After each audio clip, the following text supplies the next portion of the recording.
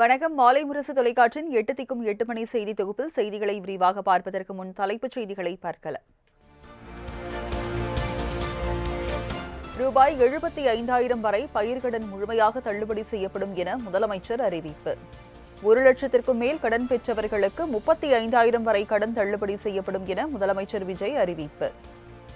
மாநிலம் முழுவதும் பல்வேறு விவசாய அமைப்புகளிடமிருந்து பெறப்பட்ட பயிர்க்கடன் தள்ளுபடி தொடர்பான கோரிக்கைகளை கனிவுடன் பரிசீலித்து 50,000 ரூபாய் வரை முழு தள்ளுபடி செய்ய அறிவிக்கப்பட்டதை உயர்த்தி தமிழ்நாடு அரசின் நிதிநிலை மற்றும் நிதி ஆதாரங்கள் ஆகியவற்றை கருத்தில் கொண்டும் இந்த இக்கட்டான சூழ்நிலையிலும் கூட்டுறவு வங்கிகள் மூலம் வழங்கப்பட்ட பயிர்க்கடன்களுக்கு 75,000 ரூபாய் வரை பெற்றுள்ள பயிர்க்கடன்கள் 100% முழுமையாகவும் 75,000 ரூபாய் முதல் 1 லட்சம் ரூபாய் வரை பெற்றுள்ள பயிர்க்கடன்களுக்கு அதிகபட்சமாக 75,000 ரூபாய் வரையும் 1 லட்சம் ரூபாய்க்கு மேல் பெற்றுள்ள பயிர்க்கடன்களுக்கு அதிகபட்சமாக 35,000 ரூபாய் வரையும் தள்ளுபடி வழங்கப்படும்.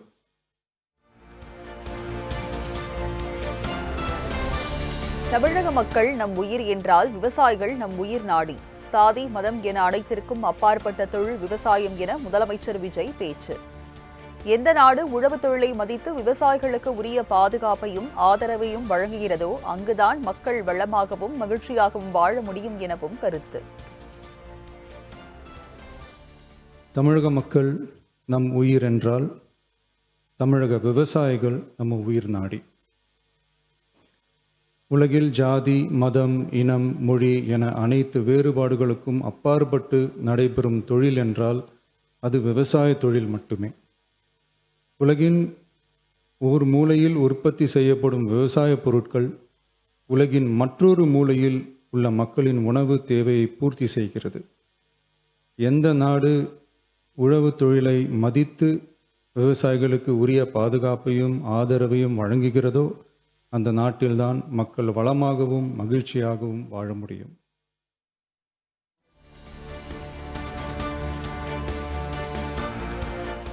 தமிழ்நாட்டில் ஒரு வாரத்தில் மட்டும் ஏராளமான கொலைகள் நடந்துள்ளதாக எதிர்க்கட்சித் தலைவர் உதயநிதி ஸ்டாலின் குற்றச்சாட்டு. போதைப்பொருள் தடுப்பை சொல்லி விளம்பரம் செய்த அரசு குற்ற சம்பவங்கள் நடக்காமல் இருக்க என்ன நடவடிக்கை எடுக்கப் போகிறது எனவும் கேள்வி.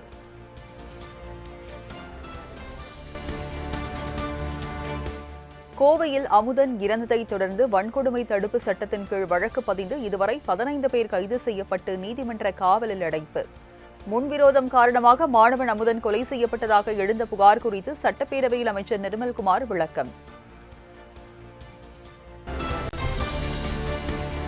2.5 வயது குழந்தையை பாலியல் வன்கொடுமை செய்த போது உதயநிதி என்ன பேசினார்? போதைப் பொருளுக்கு எதிராக துணை முதல்வராக இருந்த உதயநிதி என்ன செய்தார்?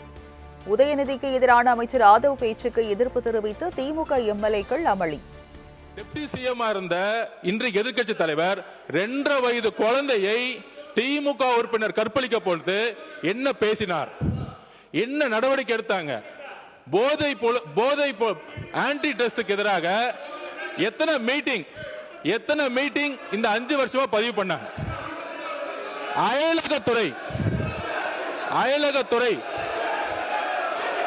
அயலகத்துறை என்பது நீங்க உட்காருங்க.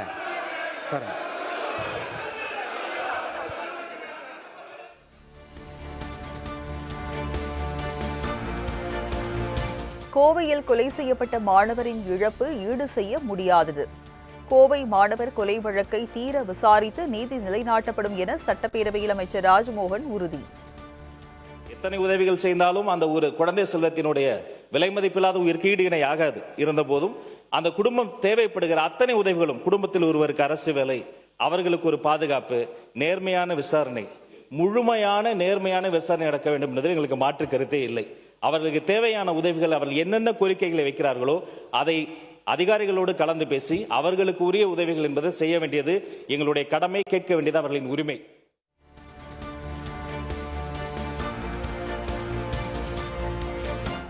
வருவாய் மற்றும் பேரிடர் மேலாண்மை துறை சார்பில் 19 அறிவிப்புகளை வெளியிட்டார் அமைச்சர் செங்கோட்டையன். நிலச்சரிவு அபாயத்தை தடுக்க சிறப்பு திட்டம், பேரிடரின் போது தானியங்கி எச்சரிக்கை மற்றும் தொழில்நுட்ப அமைப்பு என பல்வேறு அறிவிப்புகள் வெளியீடு. தமிழகம் முழுவதும் 284 உயர் சிறப்பு மருத்துவ பணியிடங்கள் உருவாக்கப்படும் என அமைச்சர் அருண்ராஜ் அறிவிப்பு. காலமுறை ஊதியத்தில் 2500 செவிலியர் பணியிடங்கள் உருவாக்கப்படும் என்றும் அமைச்சர் அறிவிப்பு. அடுத்த இலக்கு அனைத்து மாவட்டங்கள் அளவிலேயே சூப்பர் ஸ்பெஷாலிட்டி என்று சொல்லப்படுகிற உயர் சிறப்பு மருத்துவ சிகிச்சை வசதியை கொண்டு வருவதுதான். இதற்காக 284 உயர் சிறப்பு மருத்துவ பணியிடங்கள் புதிதாக உருவாக்கப்படும் என்பதை மகிழ்ச்சியுடன் தெரிவித்துக் கொள்கிறேன். ஒப்பந்த அடிப்படையில் தேர்வு செய்யப்பட்டு பணிபுரியும் செவிலியர்கள் பணி நிரந்தரம் கோரி பல ஆண்டுகளாக தொடர்ந்து போராடி வருகிறார்கள். அவர்களின் கோரிக்கையை கருத்தில் கொண்டு முதற்கட்டமாக 2500 செவிலியர் பணியிடங்கள் கூடுதலாக உருவாக்கப்பட்டு தற்போதைய தொகுப்பூதியத்தில் இருந்து காலமுறை ஊதியத்தில் பணியமர்த்தப்படுவார்கள் என்பதையும் மகிழ்ச்சியுடன் தெரிவித்துக் கொள்கிறேன்.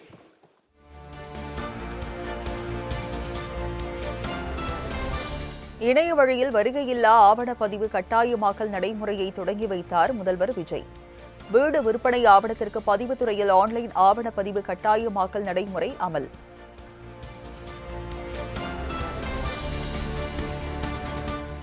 தாவேக அரசு பொறுப்பேற்று 100 நாட்கள் நிறைவடையும் நிலையில் வீடியோ வெளியிட்ட முதலமைச்சர் விஜய். 100 நாள் ஆட்சி ஒரு யுகத்திற்கான மக்களின் மனசாட்சி என சாதனைகளை பட்டியலிட்ட முதலமைச்சர் விஜய் பெருமிதம்.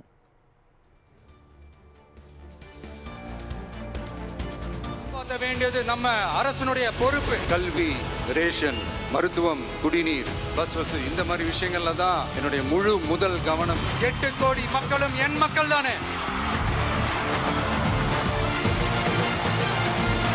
கான்பிடண்டா இருங்க.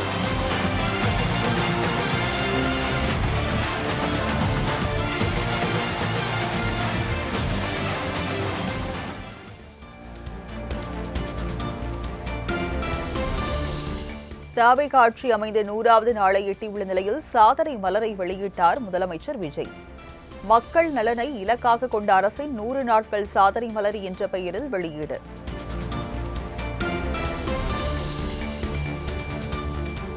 தமிழக மக்களை ஏமாற்றி ஆட்சிக்கு வந்தது இந்த ஆட்சியின் சாதனை என எடப்பாடி பழனிசாமி விமர்சனம். 100 நாள் தமிழக வெற்றிக் கழகம் ஆட்சியில் எந்த புதிய திட்டம் கொண்டு வரவில்லை, அறிவிக்கவும் இல்லை எனவும் பேட்டி. ஆட்சியுடைய சாதனை எந்த சாதனையும் இல்லை. சரிங்களா? 100 நாள் தமிழக வெற்றிக் கழக ஆட்சியில் எந்த ஒரு பெரிய புதிய திட்டமும் கொண்டு வரல, அறிவிக்கவும் இல்லை. இந்த நிதிநிலை அறிக்கையில வெளிப்படுத்தல. இன்றைய தினம் 110 விதிகளை அறிவிச்சார். இப்போ கூட அறிவிப்பாக நினைச்சோம், அதுவும் அறிவிக்கல. ஆக தமிழக மக்களை ஏமாற்றி ஆட்சிக்கு வந்ததுதான் அந்த 100 நாள் ஆட்சி. 100 நாள் ஆட்சியுடைய சாதனை.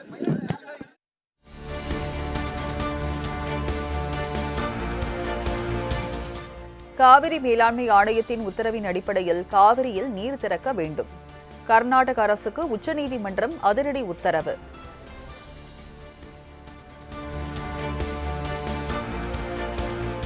கர்நாடக விவசாயிகள் நலனை பாதுகாப்பது தமது கடமை என அம்மாநில முதல்வர் சிவகுமார் பேட்டி. சட்டத்திற்கு மதிப்பளித்து தமிழ்நாட்டிற்கு காவிரியில் நீர் திறக்கப்பட்டுள்ளதாகவும் விளக்கம்.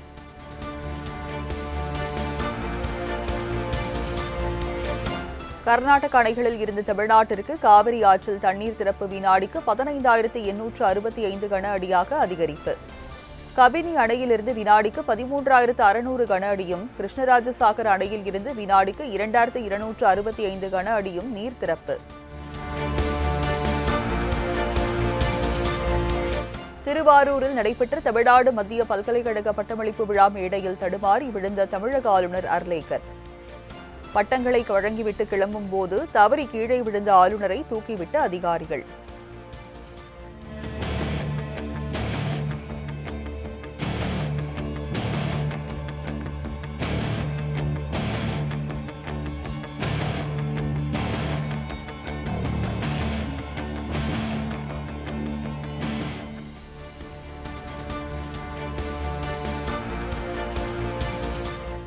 தமிழகம் முழுவதும் 10க்கும் மேற்பட்ட பகுதிகளில் கோஆப்டெக்ஸ் கடைகளை மூடுவதற்கு தமிழக அரசு முடிவு.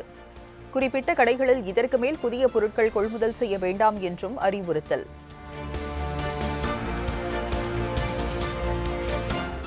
பாமக தலைவர் அன்புமணியுடன் அதிமுக எம்எல்ஏக்கள் 6 பேர் சந்திப்பு. வட மாவட்டங்களில் போட்டியிட்டு வெற்றி பெற்ற அதிமுக எம்எல்ஏக்கள் அன்புமணியை சந்தித்து நன்றி தெரிவித்தனர். தமிழக அரசியலில் விடுதலை சிறுத்தைகள் கட்சியும் தமிழக வெற்றி கழகமும் இணைந்தே பயணிக்கும் என உளுந்தூர்பேட்டையில் நடந்த மாநாட்டில் திருமாவளவன் உறுதி. இத்தனை காலமாக ஆளும் கட்சியுடன் இருந்தும் இனிவரும் காலங்களில் ஆளும் கட்சியாக வளர்ச்சி அடைவோம் என்றும் சூளுரை. விடுதலை சிறுத்தைகள் தமிழகத்தின் ஆளுங்கட்சியாக வளர வேண்டும். இத்தனை காலம் ஆளுங்கட்சியோடு நாம் கூட்டணி வைத்தோம். திமுக ஆளும் கட்சி, அதிமுக ஆளும் கட்சி, காங்கிரஸ் ஆளும் கட்சி. இன்றைக்கு ஆளுகிற முதலமைச்சர் அன்பு சகோதரர் ஜோசப் விஜய் அவர்களோடு நாம் கூட்டணி வைத்திருக்கிறோம். விடுதலை சிறுத்தைகளும் தமிழக வெற்றி கழகமும் இன்னைக்கு இந்த களத்தில், தமிழக அரசியல் களத்தில் இணைந்தே பயணிக்கும்.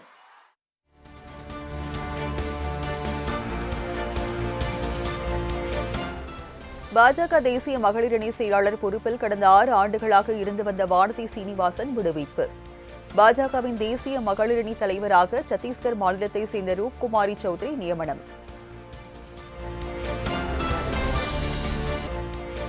அரசு பேருந்து நடத்துனர் பணிக்கு வடமாநில தொழிலாளர்களை பணியமர்த்தும் வகையில் போடப்பட்ட ஒப்பந்தத்தை எதிர்த்து போக்குவரத்து ஊழியர் சங்கத்தினர் அதிகாலையில் ஆர்ப்பாட்டம். தமிழர்களின் வேலைவாய்ப்பை பறிக்கும் வகையிலான ஒப்பந்தத்தை திரும்ப பெறுமாறு முழக்கம்.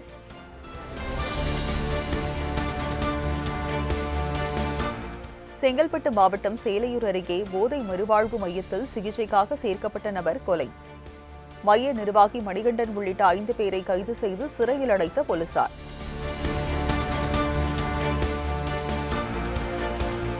கன்னியாகுமரி அருகே தனியார் நர்சிங் கல்லூரி மாணவி தற்கொலைக்கு நீதி கேட்டு போராட்டத்தில் குதித்த உறவினர்கள் மற்றும் சக மாணவர்கள் குண்டுகட்டாக கைது.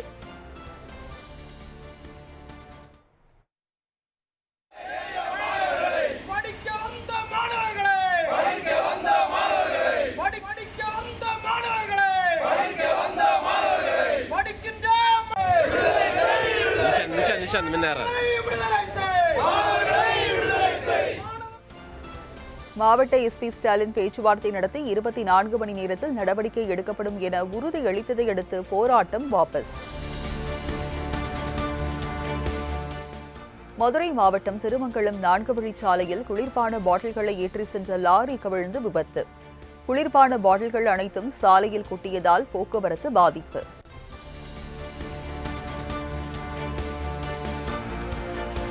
ஈரோடு மாவட்டம் கொல்லம்பாளையம் அருகே காணாமல் போன வளர்ப்பு பூனையை கண்டுபிடித்து கொடுத்தால் 50,000 சன்மானம்.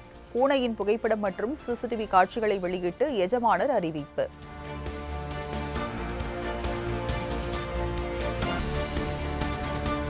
சென்னை OMR மேட்டுக்குப்பம் பகுதியில் மதுபோதையில் நடுரோட்டில் இளைஞர் அட்ராசிட்டி. வாகனங்களை வழிமறித்தபடி இடையூறு செய்ததால் போக்குவரத்து பாதிப்பு.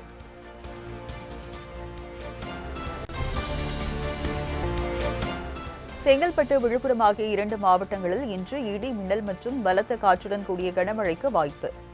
சென்னை, நீலகிரி, செங்கல்பட்டு, திருவள்ளூர், விழுப்புரம் ஆகிய மாவட்டங்களில் நாளை கனமழை பெய்யக்கூடும் என வானிலை ஆய்வு மையம் கணிப்பு. ரயில் நிலையங்களில் சுகாதாரமான குடிநீர் விநியோகிக்கப்படுவதை உறுதிப்படுத்த மத்திய ரயில்வே அமைச்சர் அஸ்வினி வைஷ்ணவ் உத்தரவு. கோவை உள்ளிட்ட சில ரயில் நிலையங்களில் கிருமிகள் கலந்த குடிநீர் வழங்கப்பட்டது ஆய்வில் தெரியவந்த நிலையில் நடவடிக்கை.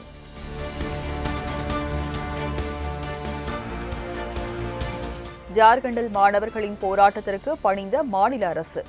அரசு பணிக்காக நடத்தப்பட்ட தேர்வுகள் ரத்து செய்யப்படுவதாக அறிவிப்பு. முதல் மனைவியை விவாகரத்து செய்யாமல் 2வது திருமணம் செய்து கொள்ளும் அசாம் அரசு ஊழியர்களுக்கு 20% சம்பள குறைப்பு. பிடித்தம் செய்யப்படும் ஊதியம் முதல் மனைவியின் வங்கிக் கணக்கில் செலுத்தப்படும் என அசாம் முதலமைச்சர் ஹிமந்த பிஸ்வா சர்மா அறிவிப்பு. ஹோர்முஸ் நீரிணையில் அமெரிக்க கடற்படை முற்றுகைக்கு இடையூறாக இருந்தால் குண்டு வீசி தகர்ப்போம் என ஓமனுக்கு அமெரிக்க அதிபர் டிரம்ப் பகிரங்க மிரட்டல். வெள்ளை கொடி ஏந்தி ஈரான் சரணடைய வேண்டும் எனவும் எச்சரிக்கை. இந்திய அணிக்கு எதிரான முதல் டெஸ்ட் போட்டியின் முதல் இன்னிங்ஸில் 3வது நாள் ஆட்ட முடிவில் 284 ரன்களுக்கு இலங்கை ஆட்டமிழப்பு. 178 ரன்கள் முன்னிலையுடன் இன்று 2வது இன்னிங்ஸை தொடங்குகிறது இந்திய அணி. இலங்கைக்கு எதிரான கலே டெஸ்ட் போட்டியில் தனது 350வது விக்கெட்டை கைப்பற்றி இந்திய அணி வீரர் ரவீந்திர ஜடேஜா சாதனை. மேலும் டெஸ்டில் 4000 ரன்கள் மற்றும் 350 விக்கெட்டுகளுக்கு மேல் வீழ்த்திய கபில் தேவுக்கு அடுத்த இரண்டாவது இந்தியர் என்ற பெருமையை பெற்றார். உலக பேட்மிண்டன் சாம்பியன்ஷிப் தொடரின் தொடக்க ஆட்டத்தில் இந்தியாவின் நட்சத்திர வீராங்கனை PV சிந்து வெற்றி. அயர்லாந்து வீராங்கனை சோஃபியா நோபலை வீழ்த்தி அசத்தல். உலக பேட்மிண்டன் சாம்பியன்ஷிப் தொடரின் அறிமுக போட்டியிலேயே உலகின் நம்பர் 1 வீரரை நாக் அவுட் செய்த இந்திய வீரர் ஆயுஷ் ஷெட்டி. ஆடவர் ஒற்றையர் முதல் சுற்று பிரிவில் சீன வீரர் யூகியை வீழ்த்தி அசத்தல்.